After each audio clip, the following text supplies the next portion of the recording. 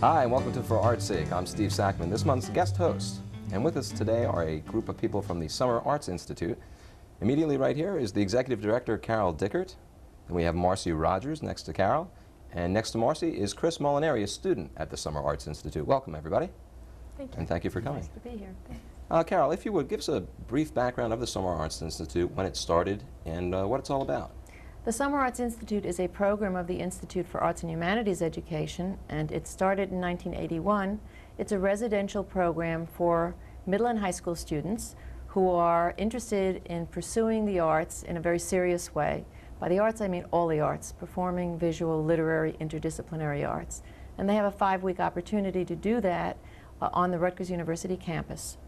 And so basically grades from grades 7 through 12, shall we say? Entering 8th grade, so currently in 7th grade is fine, through graduating from high school.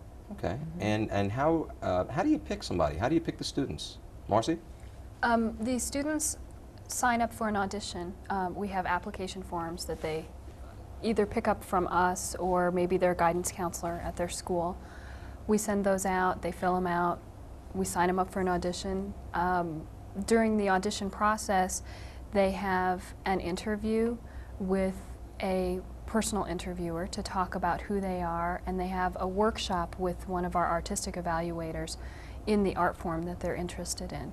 The workshop is set up to be an educational experience as opposed to just the kind of audition where you come in, do your 2-minute piece and go away and nobody pays attention to you. But in the audition process, do these students audition specifically for what they're interested in, or do you have them go through a routine of auditions and you pick what you think they're best No, at? they select 1 or 2 art forms which they want to audition for during that day. Then if they're accepted in both departments, they have to make a choice before they come for the 5 weeks which department they're going to focus on, because the program itself is so intensive during the 5 weeks that the students need to focus on one particular area. We do have a few options for them to do some crossover study. In one of our divisions is called Performing Arts, so a student could be an acting major and a dance minor, or a vocal major. You answered my next question. And minor in a different area. Other disciplines are much more focused. The classical musicians, classical vocalists, the jazz students, they all focus on one particular area of study during the 5 weeks that they're there. Then we have some interdisciplinary programs. The main one called Inner Arts, which incorporates visual arts and acting and dance and music, writing. The students take that as one course of study, but they incorporate all the different art forms into it. And I guess that would be similar to more or less your production classes as well, because they get all aspects of production, is that correct? In the Performing Arts department, right. Yeah. They do get the chance to, as actors, they can take classes in musical theater so that they get to study movement and voice at the same time. Typically, though, the Performing Arts majors don't take classes in visual arts or writing or in our video program, but the students in Inner Arts do get that chance to cross over. The Inner Arts students look at the creative process. It's a different focus completely than the Performing Arts students would have, and they're more at the cutting edge in the sense of looking at new combinations of things. They look at more basic elements. They look at movement rather than dance first. And this is taught them. This is not something they're coming and thinking already. You're teaching them this is how you should look at this whole process. We have a team of artists that look at interdisciplinary study in a very unique way. Okay. Which brings me to Chris, our student. Chris, what brought you to the Summer Arts Institute? Well, I heard of it from my friend Carrie, and I was just like, sure, I'll go on an audition with you. So we went together, and I signed up for vocal and acting, and that year I only got into vocal. So I went through the vocal audition, and I liked how everything was set up, and fortunately I got in. So I was just like, sure, I'll do it. Okay, sing your audition for us. No, I'm just kidding. Don't worry about it. Carol, let me ask you this. How is SIA funded? SAI, I'm sorry, SAI funded? From a very broad-based range of sources. There is a tuition, however, last year only 28% of the students paid the tuition in full. Some years it's even less than that. Some years hopefully it'll be more than that. But our scholarship program is excellent, and to give good scholarships we have to look elsewhere. So we get funding from the state through the New Jersey State Council on the Arts, from the Department of Education, from the Department of Labor, from corporations. One of our biggest funders is Panasonic Industrial Company.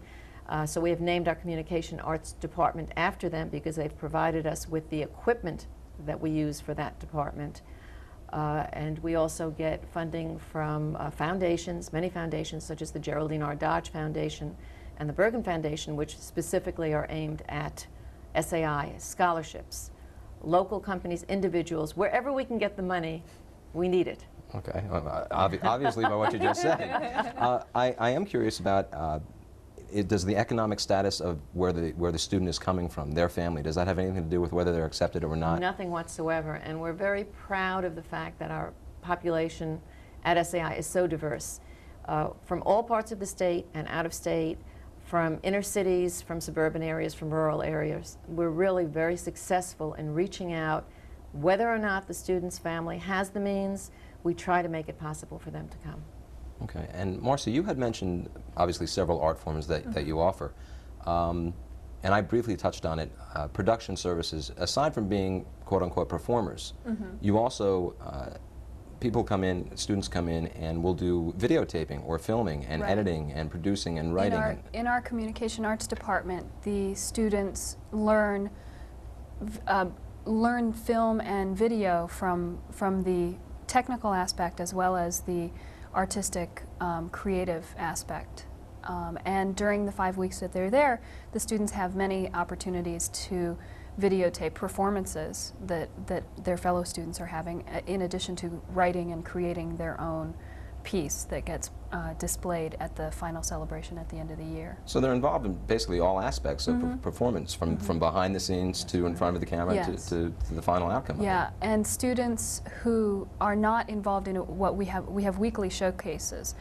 And students who are not involved on stage in those showcases oftentimes work backstage, you know, running spotlights, helping with the sound, working on the house crew, stuff like that, so that they can experience a performance from all sides and what's involved in making something happen, not just being a person who goes on the stage and sings their song, but understanding that in addition to that, somebody has to be there to sell tickets, and somebody has to be there to let other people know that the performance is happening, and somebody's got to move the piano, and without someone to plug in the lights, you know, you are in the dark. That's very good. That's very good. Now, Chris, you had mentioned to us that you originally went in for acting and vocal, and you're immediately accepted with vocal. Congratulations, that's very good for you. I am assuming that now you're involved in acting as well with them? Well, I used, last year, like Marcy said, we cross-sectioned, or crossed over. Yeah, that's it. we did that, and I did that with my acting. I took vocal as a major and acting as a minor, I guess you can say. But this year I auditioned again, and I got in for both acting and vocal, and now I have to make the decision, and I really don't know which one I'm going to pick yet, because they're both really great programs. Have you touched on anything since you've been involved with them that you find you didn't even know you had an interest in that now you do? Yeah, there was a gospel program, because like on Saturday you could have a workshop, and I chose gospel, and like I never thought that gospel music was for me, but it was really good. I liked how everybody like blended together, and like everybody like came in, and it was really good, and we sounded pretty awesome at the end. All the harmonies and things like that. You enjoyed that. Was awesome. It's kind of a neat sound when you're just sitting there and you're singing with them, and all of a sudden you hear all the harmonies coming in, and you go, hey, I actually matched that. That's great. I'm curious how a volunteer would get involved with you folks. I'm sure you probably rely on volunteers quite heavily. Definitely.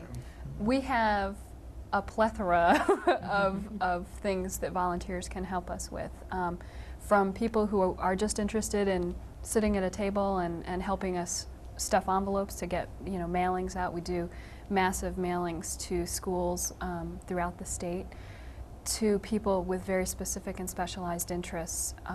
We've had in the past people help us design brochures and marketing materials. We've had people come in to help us with development work.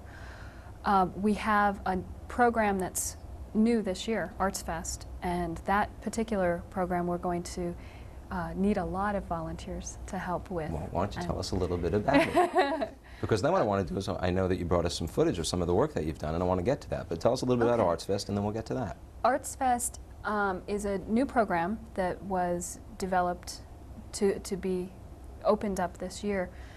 It's 3 regional workshops, one in the north area, one in the central, one in the south, that focus during that day, it's arts and arts education and arts advocacy workshops. So students can sign up to come with their school as a group, or they can sign up individually. We have several students who are coming to the different workshops with their parents for whatever reasons. Maybe their school didn't have the funding to do an extra bus trip to bring several students, so a particular student was interested in coming by themselves.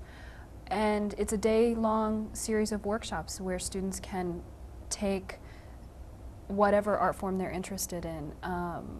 There are also we're encouraging that they take one art form that they've had experience in, another art form that they want to haven't, try, that at they want to least experiment that in. they have that opportunity. Right.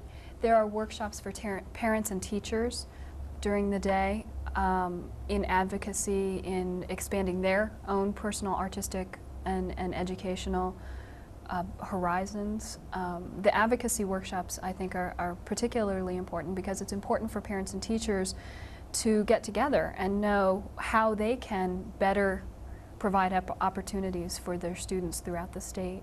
And what do these people have to do to get involved in this?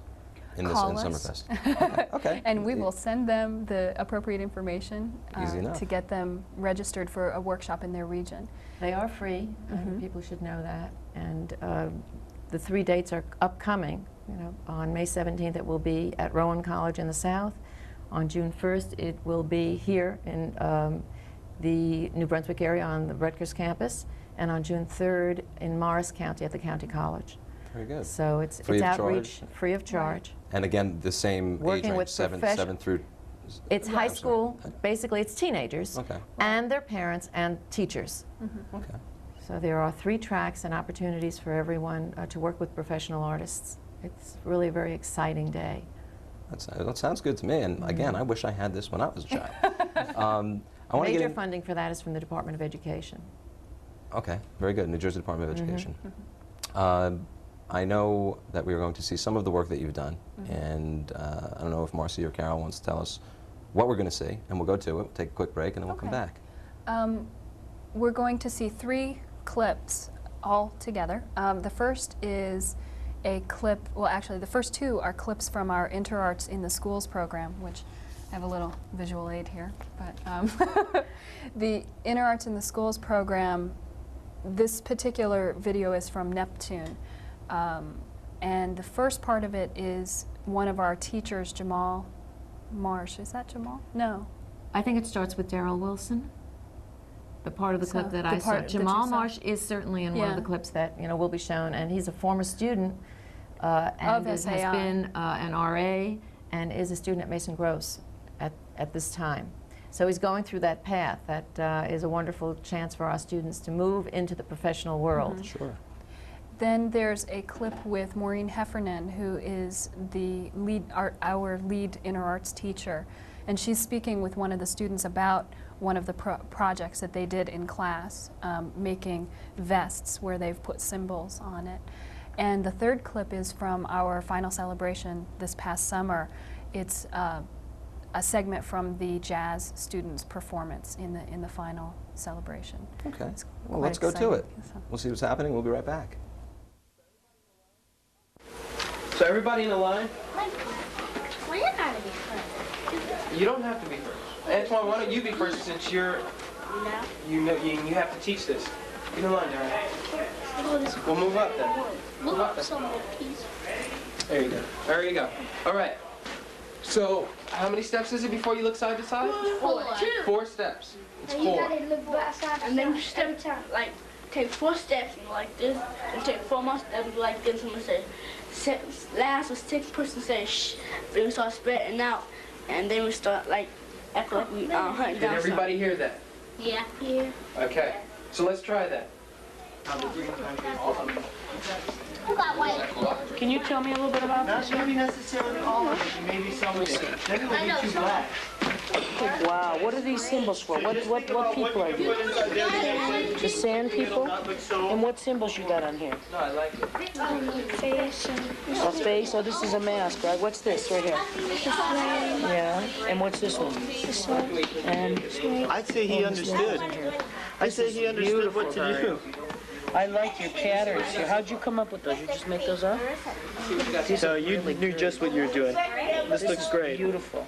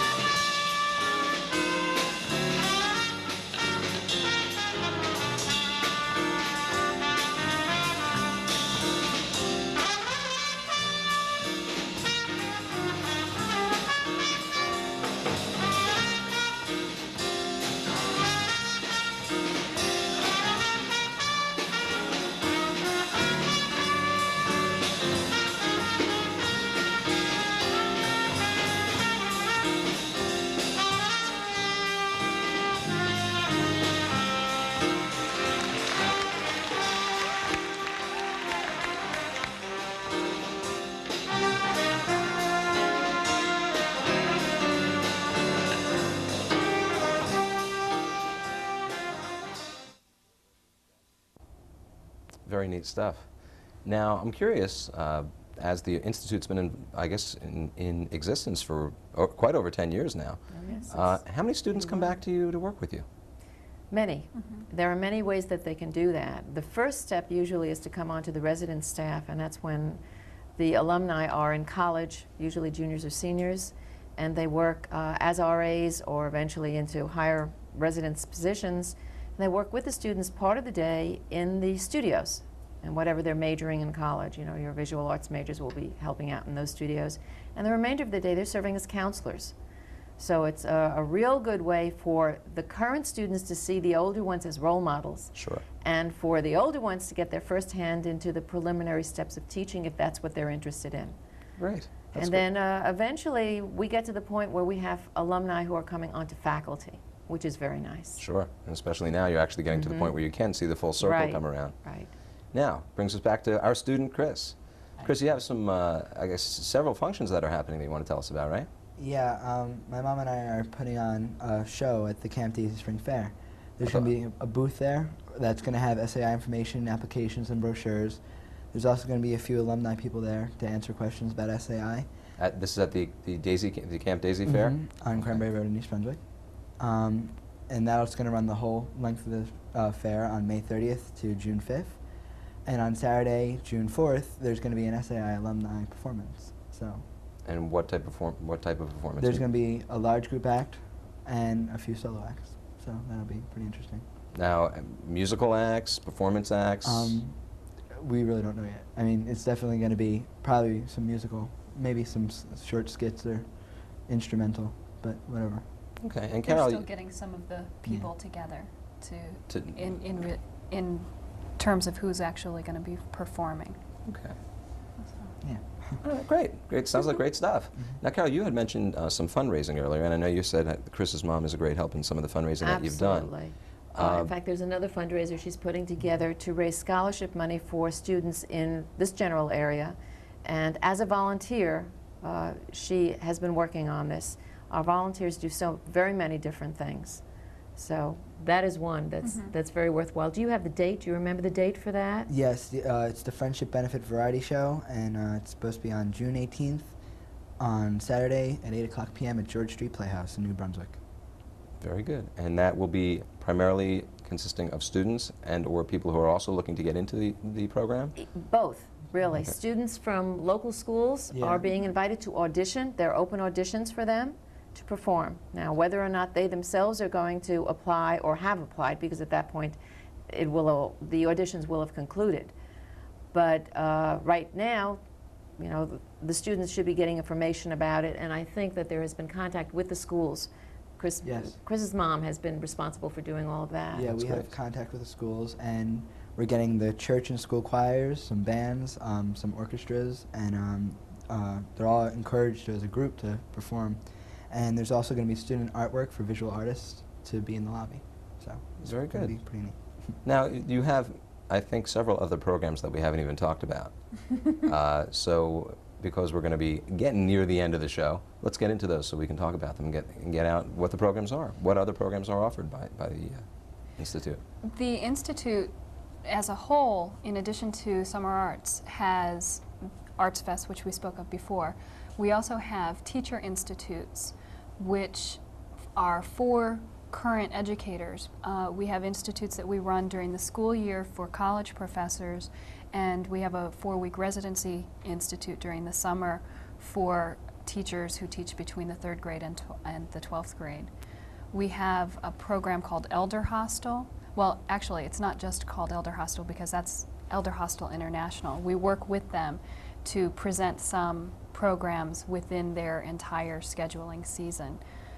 We're actually in the middle of doing some of those right now, and people who are interested can either contact us directly or contact Elder Hostel International to participate. But what exactly goes on? I'm not... Almost all of the programs that we're describing now are interdisciplinary in nature, and they've all, one has grown out of another. The need has developed, so that the teacher institutes came up when teachers made a point of saying they wanted more opportunities for enrichment. And the National Endowment for the Humanities has a wonderful program in which they provide fellowships for teachers for such institutes. So we have focused in every case on an artistic theme, but we've brought in all of the surrounding academic areas.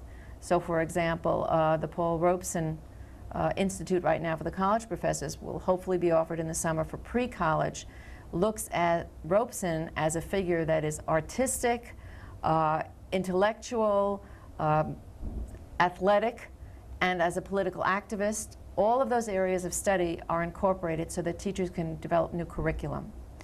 We've looked at Renaissance studies through the world of Leonardo da Vinci and 18th century Enlightenment studies by using the character of Figaro. So these are all jumping board ideas, and you know, that's how those have developed, their fellowship opportunities. Now, at any time, and I'm actually meshing everything we've spoken about right now, at any time during your performances, or you're prepping for these performances, do the RAs or the faculty members, if you will, do they ever really participate with the students, or are they really as the backbone and assisting them in making it happen and making sure that the students look as good as they possibly can, or they share their They get share their the stage? chance. There's almost always a faculty staff show during the summer, Oh. so that they have, you know, their time on the stage and as exhibitors for the visual artists. And in some cases, the RAs join in with the students in performance. Generally, they're there as support. Now, you have an equal amount of boys and girls, or do you have more? It varies year to year. It's usually slightly heavier in girls, but some years it comes to a pretty good balance. Now, I would imagine it's probably, now you probably do shows, I guess, at Open some to the point. public. Okay, now the shows are open to be seen by the public. Yes. But if you have more guys than you do gals, and you need some more gals, are these people being shown how to play two different roles? They're not shows in that sense. We're not putting on a production of a show. Each department will work on whatever they have with them, and they'll set up ensembles that are based on the population of that department at that time. They create the shows, so you don't have to worry about balance. It works out, and the faculty, the artist faculty, are wonderful at creating those opportunities in a very individualized way. So that's not an issue. Last year, our acting teachers created, for example, for the acting department, an adaptation of Antigone that the students got together and produced as their segment of the final celebration. But that's not an everyday, that's not something that students would learn every day. How do you teach them what it's really all about? Because let's be honest, Antigone is not something that they're going to be learning about all the time in school. So when they come to you folks, how do you get them into that realm of thought? What do you do for them to prep them to understand what it's about? Because it's not written like anything we know. The students do monologue work, and they do movement and scene study. They explore acting techniques. In that particular piece that they did, they all created it. They worked around the framework of the basic Greek myth of Antigone, and then created it using various different movement techniques and stage combat techniques to create an illusion of an entire, Greek ensemble. They became taking the scenery. place. They became the King's Throne and the trees and the forest. It was very amazing. They're committed to this program, 24 hours a day. So 5 weeks can give them a year's worth of time, literally, in terms of the learning experience. And we have such a professional faculty that they are able to really be catalysts for this kind of learning process to take place in a very unique way. Okay, now you mentioned faculty, you mentioned students. I didn't ask. How much faculty is there? How much students are there? How many? The student body is roughly 150 in a summer. Okay. We can go either way a little bit.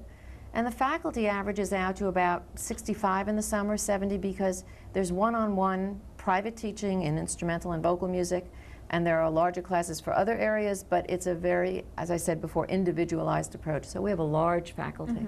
Okay, we're just about out of time. Now, all three of you seem very psyched to even be involved in this, and that's great. Again, I wish there was something like this when I was younger. Carol, give me a quick something of quick message that you want to send to our viewers. Get involved.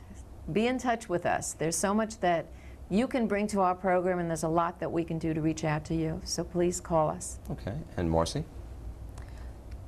Come to the auditions. Ah, gotcha. Come, be a volunteer. If not, just for us, then look within your community too and see what's there. Okay. A lot of people, forget to look and see what's around them. Okay. And we are a definite community resource. So people who are in this general area Should look into it. Should look into us. And you, sir, what's that quick message that you have for me? Pretty much what Carol said, get involved. Don't let the motto be the athletics, academics, and the arts. Okay, great. I want to thank all three of you for coming. It was a lot of fun. I had a lot of fun. Thanks for coming in for art's sake.